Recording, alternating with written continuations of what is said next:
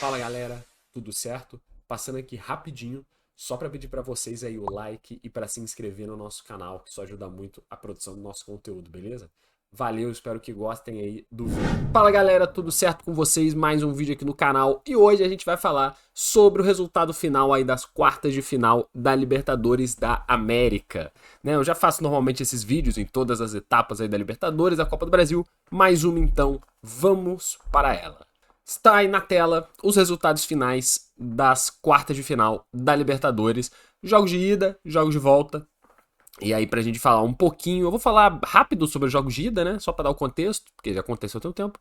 E aí, vou falar um pouco mais sobre os jogos de volta e sobre os confrontos de maneira geral. Começando de cima pra baixo, então a gente vai começar com Fluminense e Atlético Mineiro. O jogo de ida foi 1-0 no Maracanã, um bom resultado pro Fluminense, que jogou bem, vai. Até que jogou bem, mas também o jogo não foi muito impressionante. E aí o jogo de volta, o Atlético Mineiro devolveu e devolveu com um plus, porque ganhou de 2-0 do Flu e se classificou para as semifinais. Cara, acho que aqui o confronto foi um pouco do que eu esperava mesmo. Dois times inconsistentes que durante momentos dos dois jogos tiveram bem mal, assim. Nos 180 minutos, boa parte desse tempo foi meio chato, foi meio sem proposta, foi um jogo meio aleatório, né, digamos assim. Só que no primeiro jogo teve um fator casa que impulsionou um pouquinho o Fluminense e no jogo de volta na Arena MRV a mesma coisa impulsionou o Galo. E o fator, não aleatoriedade, né, mas o fator, não sei, cara, que é o fator Libertadores. 2 gols do Daverson. Um jogador que é muito criticado em toda a carreira dele, quando era do Palmeiras, quando foi do Vasco, né? E hoje no Atlético também sofre muita crítica por ser um jogador limitado, por não ter a técnica necessária, mas o cara é decisivo, é fazedor de gol, né? Não tem jeito. O cara já ganhou uma Libertadores pro Palmeiras, fazendo o gol da final, e agora faz os 2 gols que classificam o Atlético para semi. Toda a análise que é feita assim até as quartas, eu acho que tem um peso, que o time é bom, o time não é bom, quais são as verdadeiras chances e tudo mais. A partir da semifinal, eu acho que tem um fator que é a proximidade com o título faz com que qualquer um possa ser de fato um candidato real a vencer. Então o Atlético Mineiro, e aí adiantando, né, vai jogar a semifinal contra o River Plate, não é o favorito. O favorito é o River Plate. Mesmo que o River também não tenha jogado muita bola. Mas ainda assim, né? E eu acho que o Atlético ele tem uma força diferente. O Atlético nesse jogo mostrou que tem uma força diferente, essa força da empurrância, da vontade de vencer, do querer, a famosa querência, né? Acho que pode ser um ponto que vai levar o Atlético aí a uma caminhada mais longa na Liberta. Já o Fluminense é um time que ninguém nem esperava que chegasse nesse ponto, sendo bem sincero, né? Tá muito mal no Campeonato Brasileiro, é certo que se recuperou bastante, e agora já disputa ali para não entrar mais nessa zona de rebaixamento, só que essa ainda é disputa do Flu. E pelo tempo de campeonato, será até o final. Vai ser muito difícil o Fluminense se desgarrar muito da zona, né? Então é um time que vem de um ano muito atribulado, vem de um ano extremamente confuso. O Diniz não conseguia fazer o time jogar, trocou o técnico, o Mano tenta fazer o time jogar ali pelo mínimo possível para vencer, que tá justo também. Então, cara, não se esperava que o Fluminense chegasse até aqui, né? Mas chegou. Sendo bem sincero, tá bom. Não acho que era esperado do Flu o bicampeonato da Libertadores. É uma queda que, obviamente, é doída, é muito ruim, mas valeu, tudo bem. A gente se salva agora no Brasileiro e vamos pro ano que vem buscar de novo os resultados. Pra mim é muito claro. No outro jogo, Colo-Colo e River Plate. No jogo de ida foi 1-1 e no jogo de volta 1-0. Esse é o jogo que eu não vi, tá? Eu não vi nenhum dos dois confrontos, então não tem muito o que detalhar. Mas deu o que é a lógica, né? O esperado. Colo-Colo conseguiu um resultado interessante, até empatou com o River no primeiro jogo e perdeu no Monumental de 1-0 só. Pelo que eu vi sobre o jogo, né? O River jogou mal. O River não está jogando tão bem assim. Não vem numa boa sequência e jogou mal. O Colo-Colo poderia ter surpreendido o River Plate se tivesse um pouco mais de qualidade. Dito isso, não teve. E o River venceu de novo pelo placar mínimo e vai enfrentar o Galo na semifinal. Eu vou entrar na semifinal depois, né? Mas talvez seja o grande candidato a Libertadores desse ano, porque a final é no Monumental de Nunes, né? É em Buenos Aires. Cara, isso faz muita diferença. Isso faz muita diferença. pressão na arbitragem, vai ser algo tremendo, tremendo, tremendo. Ainda mais porque a Conmebol, ela não gosta que o Brasil ganhe todo ano, né? Ela quer que um time não brasileiro vença. O River Plate é a grande pedida. Teremos mais um, né? Mas o River Plate é a grande pedida. Então eu acho que vai ser difícil pro Galo conseguir segurar esse River, mas tudo é possível. Terceiro jogo, terceiro confronto, né? A gente tem Botafogo e São Paulo, que no jogo de ida no Newton Santos empataram em 0-0 e no jogo de volta no Morumbi empataram de novo em 1-1. E aí nos pênaltis o Botafogo eliminou o São Paulo por 5-4 e está nas semifinais da Libertadores depois de, se eu não me engano, 40 anos. 40 anos ou 50. Não sei se foi em 73 ou em 83, que foi lá a última vez que o Botafogo conseguiu chegar. E aí depois de 40, 50 anos, o Botafogo está de novo na semifinal da Libertadores. Resultado muito grande pro time, né? Obviamente. O jogo em si, esse jogo eu vi. O jogo em si foi bom. O jogo foi bom. E o Botafogo joga muita bola, né? Tanto no jogo de ida quanto no jogo de volta, você vê como o Botafogo é um time bem treinado. Porque tem bons jogadores, é certo isso. Só que vários times têm bons jogadores. Né? O São Paulo tem bons jogadores, o Botafogo tem bons jogadores, o Flamengo tem bons jogadores, o Atlético Mineiro tem bons jogadores. Cara, e nem todos eles conseguem jogar futebol. Tem times aí que estão mal, o Atlético Mineiro tá mal, o Flamengo tá mal, o São Paulo tá bem até, pro que ele tem que fazer, né? Mas, cara, o Botafogo é com certeza aquele time que sobra, que quando você vê jogar, você percebe que, putz, como joga bem, sabe? É uma sensação que eu acho que quem acompanha bastante futebol, não tem muita explicação, a pessoa sabe, você tá vendo lá o jogo e fala, caramba, esse time joga bem, cara. E Botafogo é esse time. Fez um bom jogo em casa, mas talvez tenha faltado um pouco mais de potência ali no ataque para de fato transformar chances em gol. E aí no jogo de volta fez um outro bom jogo. O São Paulo teve mais a bola, né? Eu acho que o Botafogo fez um bom primeiro tempo. E aí tava com o jogo na mão, né? Porque o Botafogo saiu ganhando. E no segundo tempo sentiu, eu não sei se a parte física ou a parte mental da questão da pressão, de estar fora de casa. O São Paulo tinha que crescer no jogo e cresceu. E o segundo tempo foi bem mais o São Paulo, né? Mas ainda assim, o Botafogo conseguia se segurar. Até que mais ou menos ali, eu acho que foi por volta de uns 30, 40, né, do segundo tempo. O Caleri faz o gol, empata o jogo, e aí o fim do jogo vira um Deus nos acuda. O fim do jogo só deu São Paulo. O Botafogo não via a cor da bola. É até uma característica curiosa desse Botafogo, ter finais de jogo difíceis. O São Paulo pressionou, mas não conseguiu virar o confronto. Então beleza, foi pros pênaltis. Cara, e aí assim, pô, não dá pro Caleri chutar a bola na lua. E tem um ponto que durante o jogo, o Lucas Moura teve um pênalti, né, pra bater e chutou a bola no travessão. Sim, acontece, né? Vamos voltar pro jogo, né? Acontece você errar um pênalti. Pô, nas quartas de final de Libertadores, um jogador como o Lucas Moura não pode comprar o risco de bater uma bola assim, cara. A bola no meio do gol, bate de maneira mais tranquila, sabe? Não pode fazer isso. Querendo ou não, se ele tivesse feito aquele gol de pênalti, o jogo tivesse se desenrolado da mesma forma, São Paulo ia ter se classificado, né? É muito simples. E aí, beleza, vamos para os pênaltis.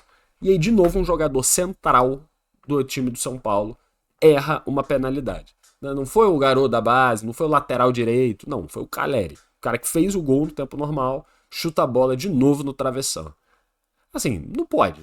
A verdade é essa, não pode acontecer. Ah, mas não pode. E aí, beleza. E aí seguiram os restos das cobranças e tudo normal, né? O Lucas fez o gol, o Luciano fez o gol, os jogadores do Botafogo também bateram bem. O John quase pegou algumas vezes, né? O John quase pegou algumas vezes. Que a bola passou por baixo dele, acho que foi a cobrança do Luciano, passou por baixo do John, mas enfim. E no final das contas, deu Botafogo. Um time simplesmente mais organizado, um time mais pronto, um time com mais trabalho coletivo, provavelmente o melhor do Brasil hoje. Justo, acho justíssima essa classificação. E apertada também traz justiça, né? O São Paulo não é um time de bobeira. O São Paulo é um time forte, é um time extremamente competitivo, mais do que de qualidade, né, de tática, de não sei o quê. É um time competitivo e mostrou isso de novo. Um time que gosta da Libertadores, dificulta sempre muito pros adversários, até quando tá mal, né? Então, um resultado que eu considero justo, né, até também por ter caído atirando, né, o São Paulo, de certa forma.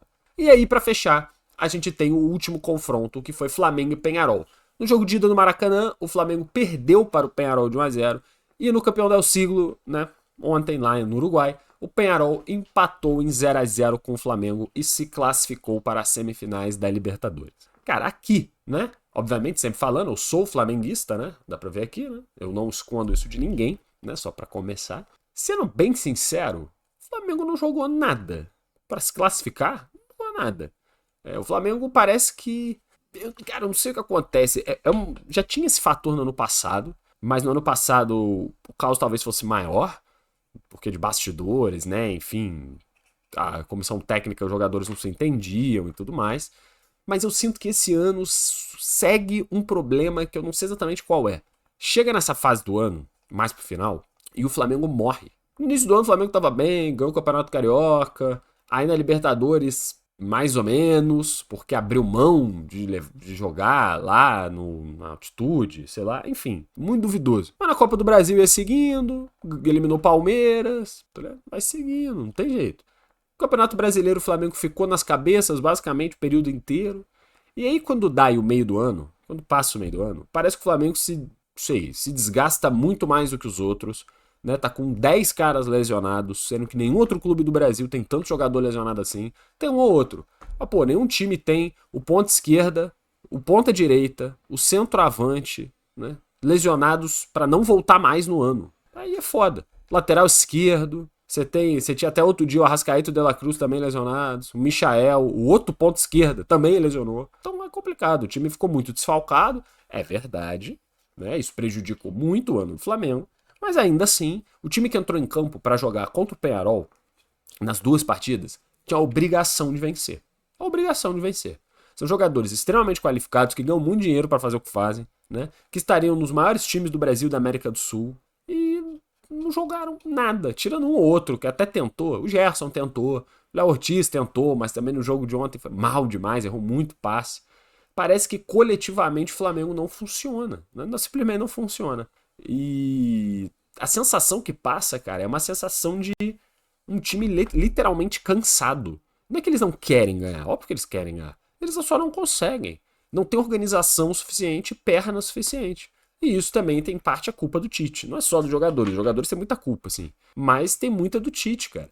Que o time não funciona de maneira coletiva. Um time que coletivamente é eficiente, e você vê isso nos melhores times da Europa, é o time que você troca algumas peças e ele continua funcionando exatamente da mesma forma. Beleza, em vez de fazer o gol, talvez o jogador reserva chute a bola para fora.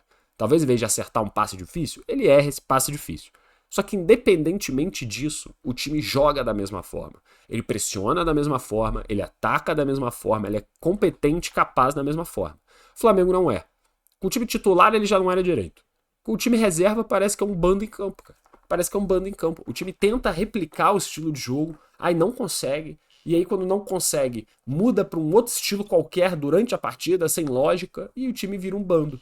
Nesse jogo contra o Peñarol, o Flamengo deu mais de 600 passes e deu 5 chutes pro gol. Como é que você pode dar um chute pro gol a cada 100 passes, cara? Não tem condição isso. Não tem condição. Isso não é normal.